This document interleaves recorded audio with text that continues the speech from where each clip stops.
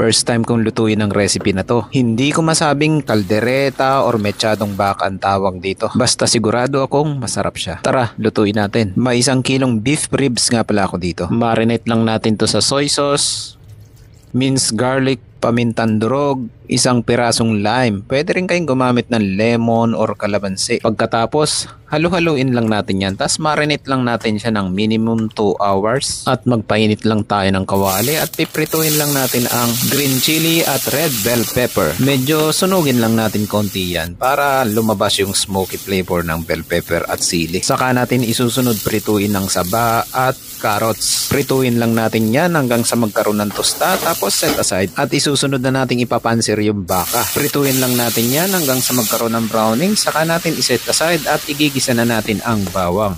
Sibuyas, gisa-gisahin lang natin yan hanggang sa lumabas yung aroma at isusunod na rin natin ang kamatis, tomato paste, tapos igigisa lang natin yan konti at ilalagay na natin yung baka, pati na rin yung bell pepper at ceiling green. Ilalagay din natin yung beef marination, brown sugar, liver spread, 2 tasang tubig, pamintan durog, bay leaves. Saka natin tatakpan at pakuluan lang natin sa mahinang apoy hanggang sa lumambot yung baka or hanggang sa maging kagaya nito. Saka natin ilalagay yung saging na saba at carrots.